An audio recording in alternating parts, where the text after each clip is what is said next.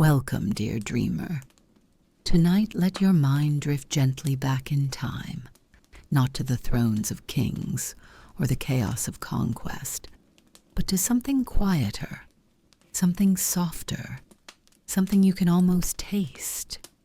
This is a story about food, not royal feasts, not golden platters, but the humble meals of everyday people.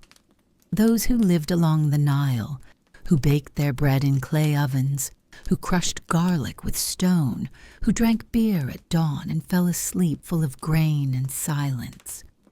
In this bedtime journey, we'll follow a single day in the life of an ancient Egyptian villager, from the first warm bite of emmer bread at sunrise to the final sip of honeyed beer beneath the stars. We'll walk through kitchens made of earth, feel the dust of the fields, and savor the textures of a world long gone, but never truly forgotten. So if you enjoy this kind of calm, gentle storytelling, don't forget to subscribe for more sleepy history. Like this video if it helps you drift off, and leave a comment to let me know where in the world you're listening from. It's always fascinating to see how far these whispers travel. I read every one of them. Now close your eyes, breathe in slowly, and let's begin. Not with a bang, but with the soft crunch of bread shared at the edge of the Nile. Before the pyramids rose, before pharaohs were etched into stone, before the world had names for time, Egypt had the Nile. And every morning, the river gave its blessing in the same quiet way. The sun, still drowsy behind the horizon, spilled its light in slow threads across the reeds. The palms stood motionless, the water barely stirred, and yet the day had already begun. You wake in a house of mud brick, cool and silent. There is no bed frame, just woven mats laid across packed earth, and the scent of last night's fire still lingering like a whisper in the walls. There are no clocks, no alarms, but your body knows. The rhythm of the sun has been passed down in your blood. Somewhere nearby, someone stokes the hearth, the crackle of dry reeds, the faint hiss of an ember taking breath, and then a smell. Bread. Not just any bread, but emmer bread, made from one of the oldest cultivated grains on earth. It's been soaked, ground, pounded, fermented, and shaped by hands that know the motion by heart. Hands that learned from mothers and grandmothers, back when God still walked in temples. The oven is domed, earthen, blackened with use. The flatbread is pressed against its hot walls, baked quickly, then pulled free with a reed paddle. It crackles at the edges. Dense, chewy, smoky, no fluff, no butter, no yeast as we know it, only time and heat and grain. This is your breakfast, but not alone. A wide clay bowl is passed around, filled with something thick and strange. Beer, but not the golden bubbly drink, you know. This is Egyptian beer, more like a fermented porridge, cloudy, tangy, and full of floating grain.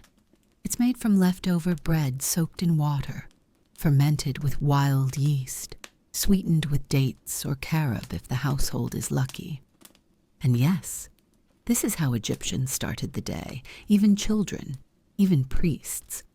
Beer wasn't indulgence, it was nourishment, liquid bread, safer than river water, easier than chewing. You take a sip, it's sour, but not unpleasant. The kind of taste you grow into, the kind of taste that says, you belong here. Next comes the figs, sun-dried, soft, and split with sweetness. They stick to your fingers. Their seeds crunch softly. Sometimes you mash them with garlic or smear them across the bread like honey. You eat slowly, There's no rush. The courtyard fills with soft movement. Children chasing chickens. A clay jar tipping to pour. A woman laughing under her breath as she shakes a reed basket clean of weevils. And there, hanging by the doorway, strung in bundles, onions and garlic. Essential, sacred, not only for food but for medicine, protection, and even offerings to the gods. Priests swore by them. Laborers lived on them. The pyramid builders were said to strike if the garlic rations ran low. You tear a piece of bread, rub it against the stone where someone crushed a clove moments ago, and chew. The heat hits your tongue, sharp and earthy. On rare mornings, a soft goat cheese might appear, wrapped in fig leaves, white and pungent. It melts against the warm bread. It disappears in 3 bites. Even rarer, a date cake, spiced with cinnamon, sweetened with honey, and likely left over from a temple festival or marriage feast. But today is not a feast. Today is ordinary, and that's what makes it real. The food isn't plated. It's held, shared, torn apart with fingers and passed without words. There is no silence, but no chatter either. Only the low hum of the waking world, grain against teeth, the hiss of a cooking fire, the lazy cluck of hens, the gentle slosh of beer inside a jug. The sun climbs higher, its first light now painting the mud brick walls gold. You rise slowly, belly warm, fingers sticky, mouth tingling from onion and fig. You've had your first meal, a meal eaten by kings and farmers alike 5,000 years ago. And now, as your shadow stretches toward the field, you carry the taste of Egypt's oldest rhythm with you. Bread, beer, garlic, grain, the food that built a civilization. By now the sun has risen fully, no longer golden and soft, but white-hot and assertive, stretching long shadows across the soil. And with it comes movement. Thousands of years before alarm clocks or time cards, the people of Egypt woke with the river and walked toward the fields. You are one of them. Your feet are bare, calloused from years of this same walk along a dirt path carved by sandals, bordered by palm trunks, irrigation canals, and the wide, patient Nile. Every step smells of life, mud, grain, crushed green things, and above it all, the faint breath of sweat already forming as the day begins. This land, this flood-fed stretch of earth, is Egypt's treasure, not gold, not incense, but grain. Every loaf of bread, every jar of beer begins here, in the fields of emmer wheat and barley, planted in the rich black silt, left behind by the Nile's floods. You reach your station as the others do. No one needs instruction. This work is older than memory. You begin to harvest, using a sickle with a flint blade, sharp enough to slice through the golden stalks but gentle in your hand. The emmer cracks and falls with a dry whisper, bundle after bundle, stacked neatly in rows like sleeping reeds. The tools are simple, baskets, blades, your own rhythm. But the effort is endless, and it's not just wheat. In one plot, a man digs up leeks and scallions, vegetables so beloved by Egyptians that they appear painted on tomb walls.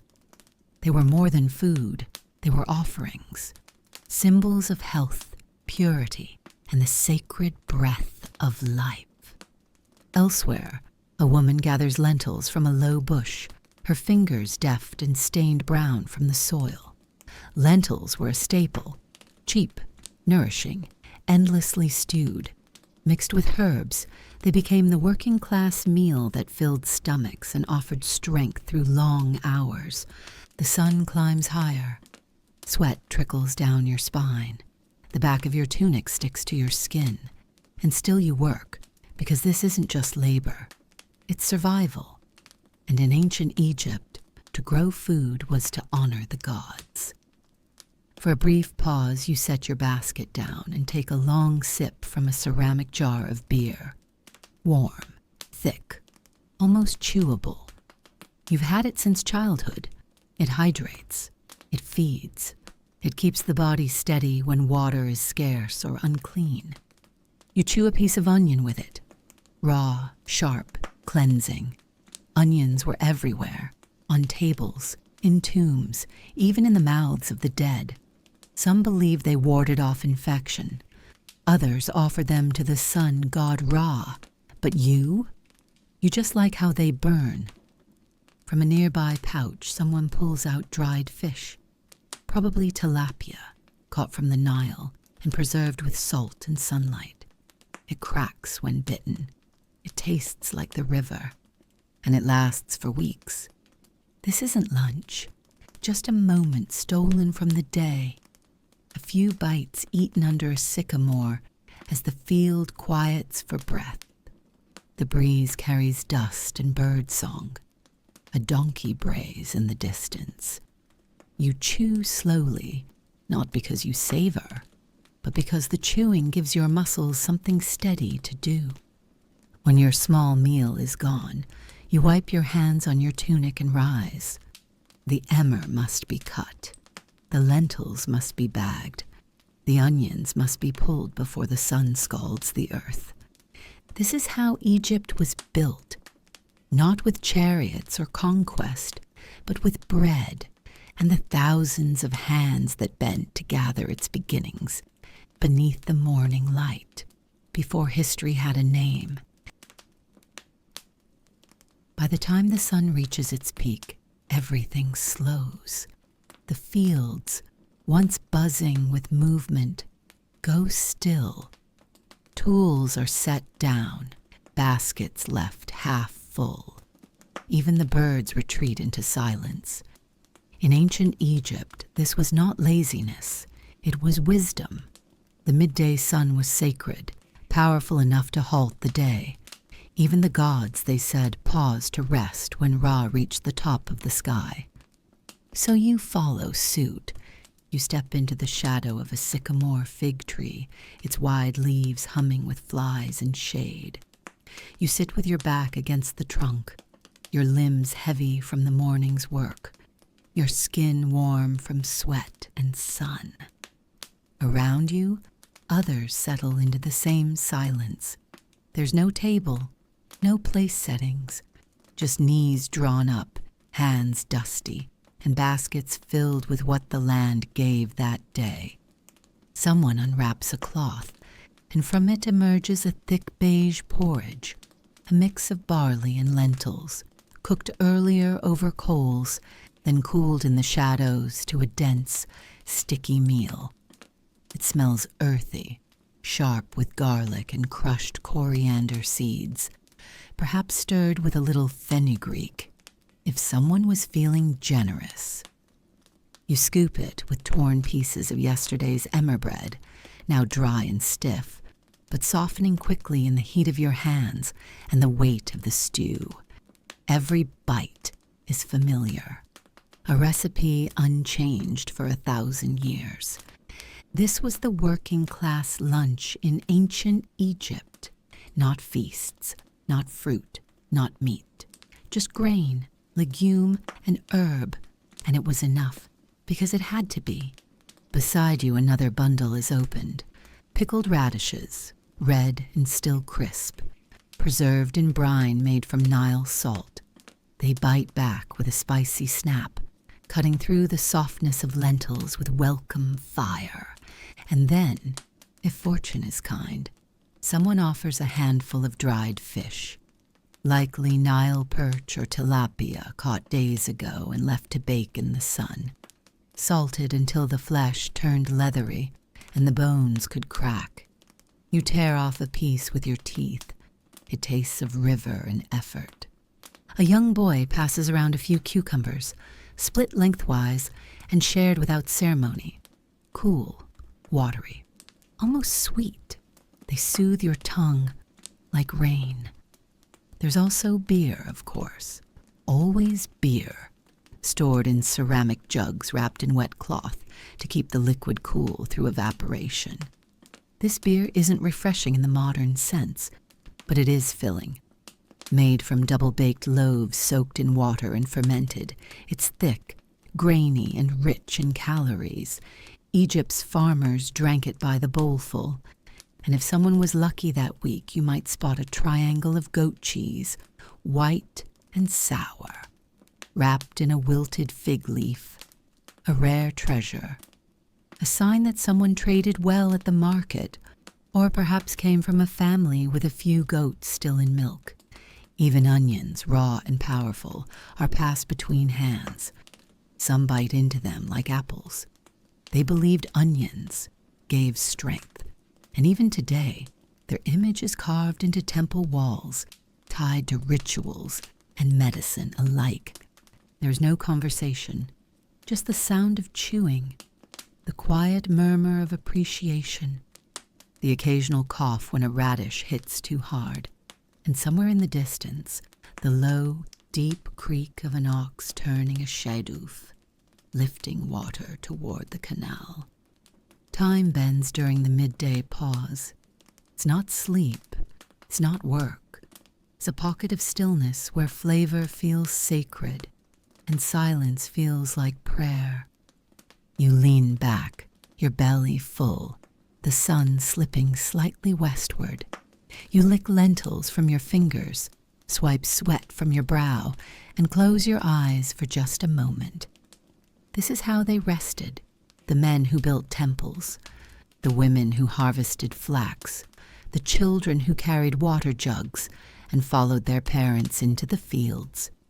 No plates, no utensils, just hands, herbs, heat, and the hunger of a body that worked with the earth. And then, as always, the breeze shifts. The insects return.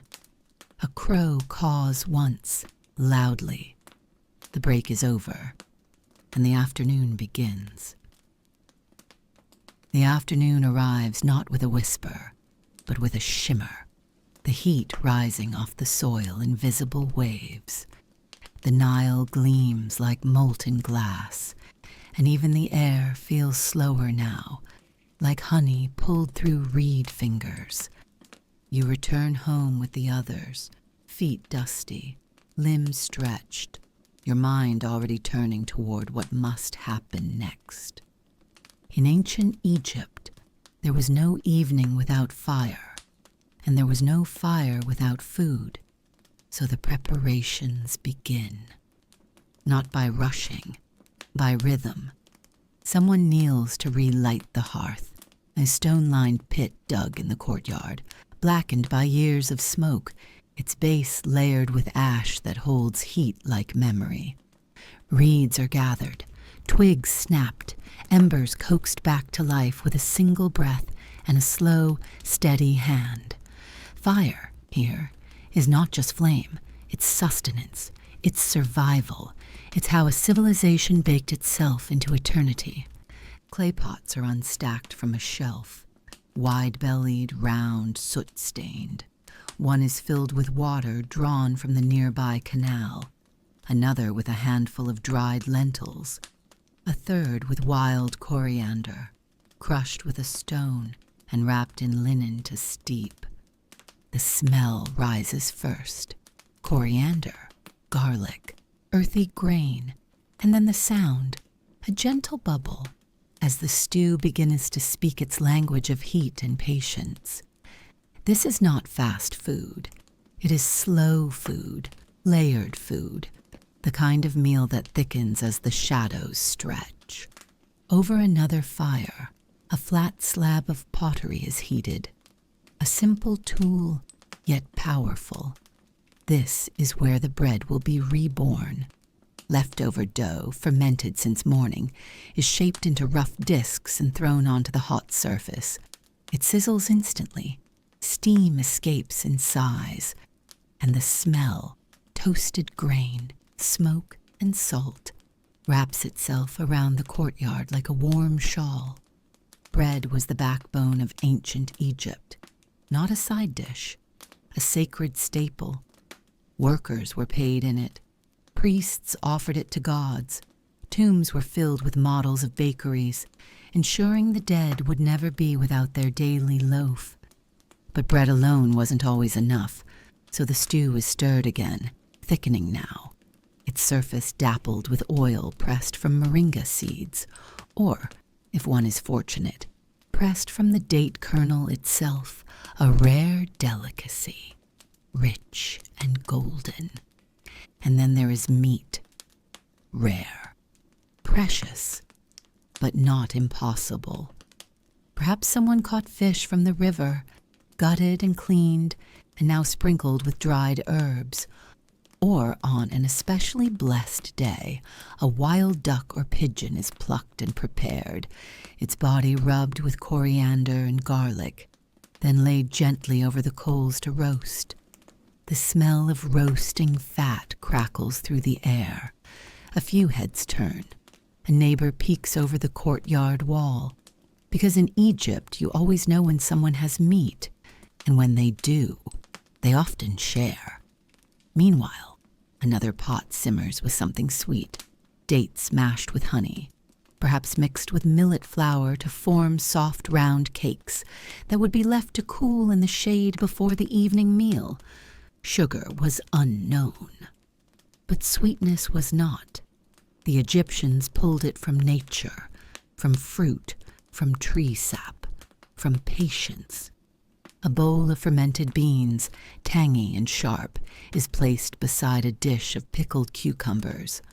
Another set of hand shreds lettuce leaves from the garden, drizzled with oil and crushed herbs, set on a palm frond tray like a gift. There are no recipes written down, no measuring spoons, only memory, only instinct, only taste passed from hand to hand across generations. By now the courtyard is filled with warmth, not just from the fire, but from the anticipation. This is more than nourishment. It is community. It is the moment when the home becomes a hearth, and the hearth becomes a promise. That after labor there is comfort. After sun there is shadow. After hunger there is flavor. The bread is done. The stew is ready. The air is thick with scent and with stillness. And slowly, as the first stars begin to appear, as the sky shifts from gold to indigo, the family begins to gather. It is time to eat, but not yet. First there is offering, and then the night. Evening falls not with sudden darkness, but with a deepening hush. The sun sinks low over the Nile, casting copper light across the fields as birds return to their roosts, and oxen are led home in long swaying shadows. In ancient Egypt, dusk was not just the end of a day. It was a shift in the balance of the world. The realm of Ra made way for the realm of Osiris, and with that came ritual and rest and food, but not just for the living. First, the gods must be fed. At the edge of the courtyard, a low stone altar is cleared, not grand, not adorned, just smooth stone, worn by years of repetition, and upon it, offerings. You place the first loaf of fresh emmer bread, still warm from the slab, its crust rough, its edges torn, not sliced. Then, a small clay bowl of beer, cloudy and golden, with bubbles still rising slowly to the surface. These were the twin gifts of life in Egypt, bread and beer. Every deity, every tomb, every ritual, from harvest festival to daily prayer, required them. They weren't symbolic. They were sustenance, a bridge between the divine and the dust. Next comes onions, whole and fragrant, tied in a braid of papyrus fiber, then figs, halved and sticky, and a few carefully sliced dates, laid side by side with care. Each item is chosen not for luxury, but for meaning. Onions were believed to symbolize eternity, with their endless circles of skin. Figs stood for abundance, beer for joy, bread for continuity and home. A small incense cone is lit, made from myrrh and resin, and set beside the food as a sign of cleansing. The smoke rises in slow curling spirals, carrying scent and prayer into the cooling air. There is no priest here, no temple guard, just your hands, your gesture, and the quiet understanding that what feeds the body must first honor the gods. Only once the offering is made can the family eat. And so you return to the courtyard, where clay dishes are now arranged on mats of woven reed. The stew is ladled out, thick with lentils, leeks, and coriander. Its surface glistens with palm oil, and the smell of garlic has mellowed in the fire, filling the air like comfort. Everyone eats with their fingers. There are no utensils, just warm bread to scoop and share. A small bowl of fermented beans is passed around, sharp, almost sour, but satisfying after a long day of sun. In another dish, roasted fish, charred just enough to flake apart with ease, its bones curled from heat. You pull the meat gently with your fingers, dip it into a sauce made from vinegar and crushed herbs, and eat in silence. The silence is not emptiness. It is peace. The sound of chewing, of low voices, of the wind brushing the reed roof overhead. It's all part of the meal. Even the beer tastes better now, cool from sitting in the shadows. It pairs with the stew like memory does with dreams, heavy, comforting, ancient. There is no dessert, not really. But there are dried fruits laid on a shallow dish, figs, dates, maybe a piece of honey cake if one survived the heat. You savor it slowly, as though time has thickened along with the stew. Children doze beside their mothers.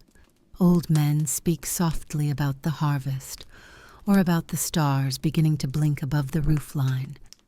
And as you sit there, belly full, hands fragrant with garlic and smoke, you feel the weight of something far greater than a meal. You've eaten what they ate, not the pharaohs, but the people who built Egypt's spine, brick by brick, field by field, loaf by loaf. And in this quiet moment you realize, to eat in ancient Egypt was to participate in a cycle of life, woven so tightly with the divine that even your stew was a kind of prayer. In ancient Egypt, there was no spring or autumn as we know it. There were no weekends, no 12 months with birthdays and winter coats. Time moved with water. The Nile was the clock, and its breath divided the year into 3 sacred seasons: Akhet, the flood; Pere, the planting; Shimu, the harvest. Each season brought not just a shift in labor, but a shift in flavor, a transformation in what people could eat, what they preserved, and what they offered to the gods. Akhet, the flood, mid-June to October.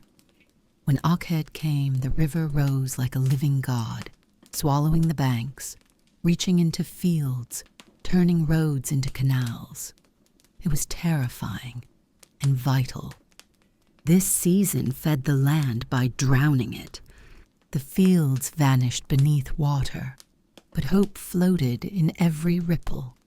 No crops could be grown, so families relied on what they had preserved: dried lentils, pickled vegetables, salted fish, and flatbreads made from grain stored months before.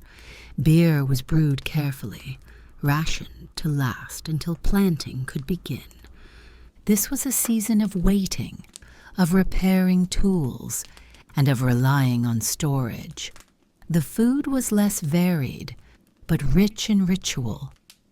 Many offerings were made during Opet to appease the gods, to protect the flood, to promise a harvest. Pere, the season of planting, November to February. As the waters receded, the fields emerged, dark, wet, and fertile. Silt left by the Nile made the soil rich, like chocolate pressed into the earth. Farmers returned with baskets and seeds, and food began to change. Now came fresh herbs again: coriander, fenugreek, lettuce, radish, and the early signs of new leeks and onions. The air smelled greener. Lighter stews were made. Families added tender herbs to lentils, and the first young cucumbers began to appear in gardens. It was a season of possibility, of hope in every bite. The flavors brightened, the tables softened, and temples rang with gratitude. Shemu, the season of harvest, March to June. Shemu was gold. The fields were high with wheat and barley. Farmers walked between stalks as tall as their shoulders, cutting, stacking, singing songs to the sun. Now the granaries filled. Now there was bread in abundance. Emmer bread, soft and hot. Beer, brewed freshly with fragrant herbs.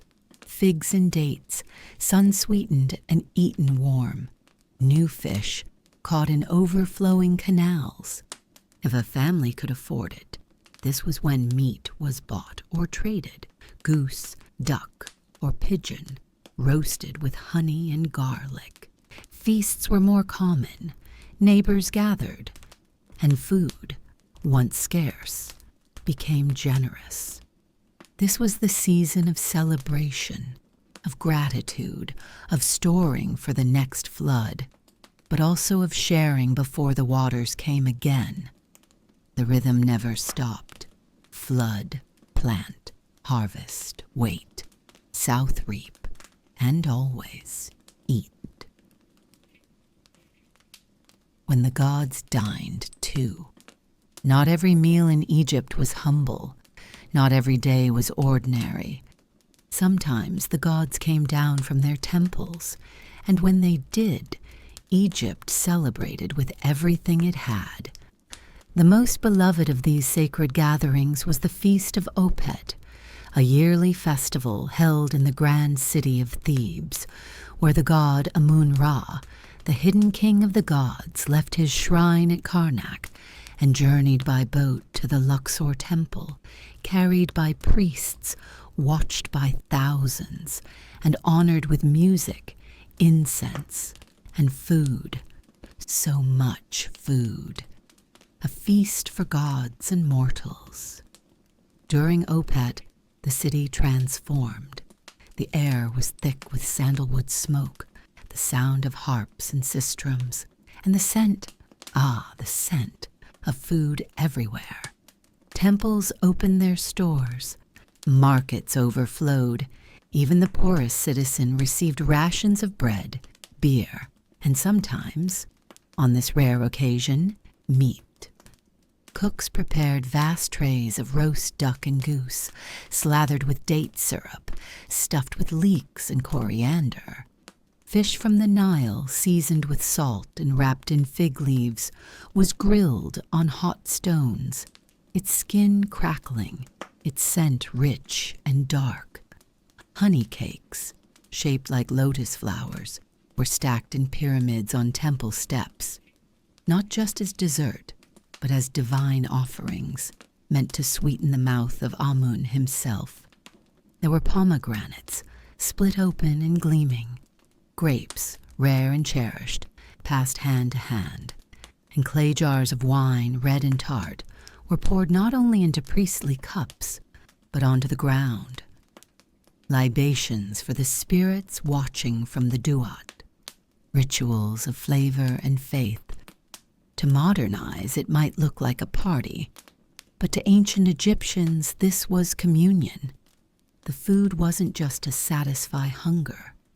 It was a way of aligning the human world with the divine. Bread and beer were placed before statues. Meat and fruit were offered with prayers. Everything was shared in cycles, first to the gods, then to the priests, then to the people. It was believed that when food touched the mouth of a god, its essence was changed, and eating what the gods had tasted brought health, strength, and sometimes, if the gods were pleased, luck. The wealthy ate in stone courtyards. The poor ate in doorways. But everyone ate. And for a few shimmering days each year, Egypt forgot its labor, its heat, its hunger, and remembered joy, the memory of a feast. When Opet ended, the god Amun returned to his shrine. The music faded, the feasting stopped, but the memory remained. In tombs, artists painted scenes of these divine festivals, bowls overflowing with fruit, platters of meat, servants pouring wine for dancing nobles, musicians playing as bakers kneaded dough nearby. Because to remember the feast was to keep it alive, and in a world shaped by cycles, the feast would always return. As long as the Nile flowed, as long as grain grew, as long as people broke bread in the name of something greater. And now, as you lie quietly beneath your blanket, eyes drifting closed, you too have shared in that feast, not with your hands, but with your mind. And in Egypt, that is more than enough. How the rich and poor ate very different Egypts. In ancient Egypt, not all tables were made of clay. Some were carved from stone, painted with lapis and gold, and what sat upon them depended entirely on who you were. Because while the farmer ate in the dust, the noble feasted in the shade. Let us visit both. The farmer's basket. If you were poor, and most were, your meals came from the soil beneath your feet. Barley and emmer bread, coarse and dark, often mixed with sand or chaff. Lentils, garlic, leeks, simple stews, and always beer. You might eat the same thing twice a day for a lifetime. Rarely meat, seldom fruit. Sweets only on festival days if there were any left to share. The tools were simple. The hands were calloused, and yet every meal was made with rhythm. There was dignity in survival. The noble's table. But up the river, in the cool courtyards of Thebes, another table waited. A noble's kitchen buzzed with servants, grinding spices, mixing perfumes, plucking fowl. Meals were long and layered.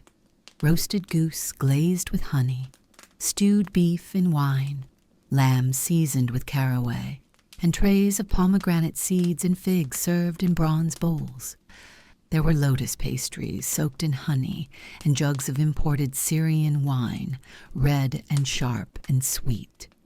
Even their bread was different, lighter, finer, baked in molds with lotus shapes or hieroglyphs pressed in. And yet, no matter how rich the meal, the noble still offered the first bite to the gods. Because in Egypt, every plate, clay or gilded, was sacred, the same moon above. And when the sun sank over the Nile, the farmer leaned against his clay wall, and the noble reclined on his carved headrest, and both tasted bread, and both drank beer, and both looked up at the same stars. In the end, all feasts fade, and all bodies sleep beneath the same sky. Food in the afterlife, what the dead were meant to eat. In ancient Egypt, death was not an end. It was a doorway. And just beyond that doorway, laid out with care, painted in bright colors on tomb walls, placed in jars beside linen-wrapped limbs, was dinner. Because to the Egyptians the dead still hungered, and the afterlife was a continuation of life, if you had the right provisions. Food for the soul. Inside the tombs of nobles and kings, artists painted tables overflowing with bread and onions, beer jars, duck and goose, watermelon split open, and baskets of grapes, still shining with imagined dew. These weren't fantasies. They were instructions. If the gods judged your soul worthy, you would enter the field of reeds, an eternal mirror of earthly life, and there you would eat, not just to survive, but to celebrate, to live in comfort, to rise every morning and break bread beneath the rising sun forever, offerings to the Ka. But the dead needed more than paintings. They needed real food, or rather, symbolic real food. This is why tombs were filled with jars and trays, dried dates, salted fish, beer sealed with clay lids, onions wrapped in linen, and sometimes even roast meat, preserved with fat and thyme. These offerings were left for the Ka, the spiritual twin of the soul, which remained tied to the tomb and consumed the essence of these gifts. The living returned again and again, placing fresh loaves, cut lotus blossoms, and jugs of beer on the offering table. Feeding the dead was feeding the future. Magic in miniature. In the tombs of the elite, servants were carved in miniature. Tiny wooden figurines of women grinding grain, bakers kneading dough, and brewers pouring frothy beer into bowls. These shabti figures weren't just decoration. They were magical labor, ready to cook and serve for eternity. No fire needed, no hunger unfulfilled. Every task forever tended, even the poor, if they could afford a single loaf or jug, left it behind. A final act of love for the road ahead, a meal that never ends. As you drift now, full of warm grain and ancient stories, imagine this. You step into the field of reeds, the wind soft and steady, the crops golden and high, and a simple table waiting for you. Upon it, bread, beer, figs, garlic, fish, and the scent of coriander rising through the air like a welcome. This is what they believed, that the soul, if worthy, would be fed. And in that sacred place, no meal would spoil, no hunger would return, no feast would ever end. Just peace, just warmth, just sleep, forever full. The fire is nearly out. Only a few embers crackle in the hearth, glowing red like the eyes of some patient animal waiting for the next day to begin. The sky above has shifted to deep velvet, a black so rich it humbles the earth. And overhead, the stars bloom into view as if scattered gently by the gods. You sit in the courtyard, full and warm, your fingers still carrying the faint scent of coriander and smoke. The clay walls radiate the last of the sun's heat. A breeze flows in from the Nile, cool now, soft against your skin, carrying the perfume of damp earth, river reeds and night jasmine, climbing the edge of a neighbor's house. This is not the time for talk. It's the time between. The bread has been eaten, the gods have been fed, and the day with all its labor and dust and meals, has folded in on itself like a papyrus scroll tied with string. The children are already asleep, tucked beside their mothers, their heads resting on bundles of straw or folded linen. There are no pillows, no mattresses, just mats laid upon clay floors warmed by fire and life. You join them. Your mat is simple, but familiar. You lie down and stretch your legs, your muscles sighing with release. Above you, the constellations begin their slow procession across the sky. Orion, the sacred bull, the goddess Nut, arching across the heavens, her body painted in stars. In ancient Egypt, the night was not feared. It was watched. It was honored.